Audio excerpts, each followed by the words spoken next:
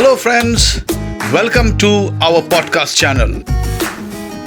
Hello friends, today I'm going to talk about the constellations and a particular constellation called Cassiopeia. Constellations are basically the product of human imagination and the urge to impose order on the mysteries of the night sky. The Storytellers, stories about astronomy, the sky, the cosmos, motivation, music, history, and many things more. Stay tuned in to our podcast channel. Here comes today's story. As you know that astronomers have divided the night sky into areas that contain certain group of stars. Each of these 88 groups is known as a constellation. By recognizing the constellations, you can star hop from one area to another and locate the spectacular deep sky objects. The constellations, they help astronomers find their way around the heavens by breaking up the night sky into manageable pieces containing patterns that are easy to spot and remember. Constellations are basically the product of human imagination and the urge to impose order on the mysteries of the night sky. And one such constellation is Cassiopeia. It's also called the Queen. It has everything a constellation could ask for: a fine, distinctive shape, and many objects to look for, as right in the center of the band of the Milky Way. And that's why she can be easily recognized from a distance.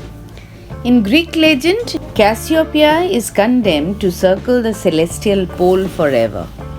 And as I take you through its descriptions, you can make out why it has been named as Cassiopeia.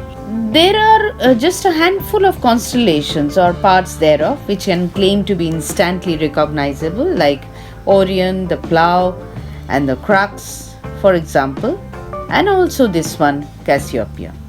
Her 5 main stars form a wonderful W shape, or you can say an M shape if you view it from the other way around. Forms darker location which stands out against the Milky Way. Cassiopeia sits on virtually the opposite side of the north celestial pole to the Plough of Ursa Major.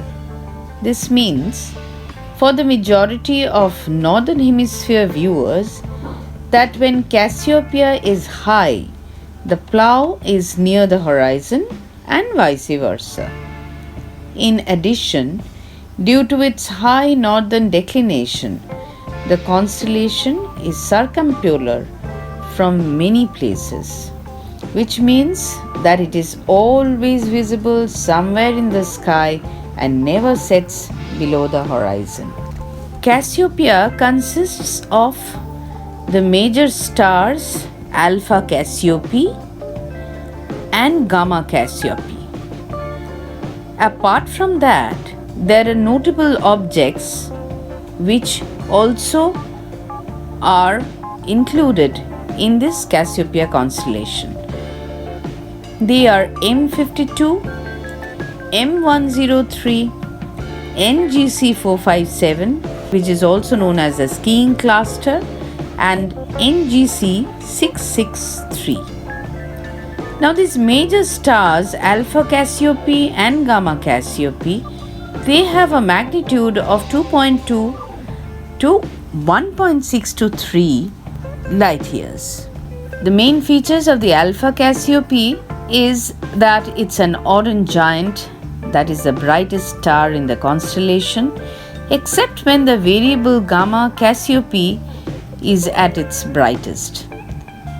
On the other hand, the Gamma Cassiopeia is an unstable eruptive variable that spins at a colossal rate, causing gas to be thrown off periodically.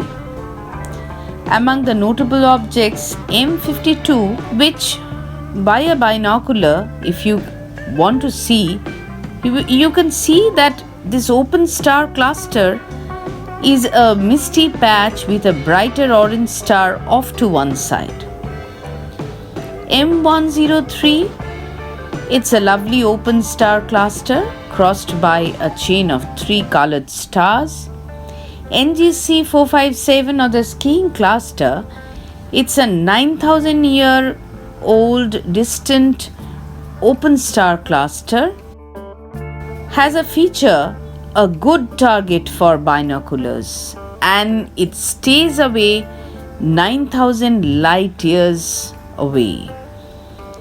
NGC 663 is a fine open star cluster for binoculars, but even better seen in a small. Now, anything out there with a pattern of stars is of real benefit to amateur stargazer, because once spotted, it is easy to identify. Yes, you're right, I'm talking about the skiing cluster. In the case of the open star cluster, most of the brighter members form the entertaining shape of a skier with 2 bright eyes holding up ski poles. Others have likened the shape to an owl, or even to the film character E.T. waving his arms. So this is a very, very interesting star cluster. Whereas M52 and the Milky Way, it's a family of over 180 stars that sits 5,000 light years away. Easily picked out in binoculars, it is a great sight for a small telescope in which the entire scene will be filled with other stars of the Milky Way. Like M52, virtually all open star clusters are found within the Milky Way band, simply because the dust and gas here creates the majority of the star clusters we can see. Our galaxy is a huge wheel-shaped spiral of stars and nebulae. When we look out, these stars and nebulae are at their most dense, looking across the wheel, forming a band that seems to encircle Earth. Star clusters form within nebulae, hence most appear in the Milky Way. Like all open clusters, M52 is made up of sibling stars of similar age, formed from some nebulous clouds of interstellar dust and gases. Now, this is all for Cassiopeia.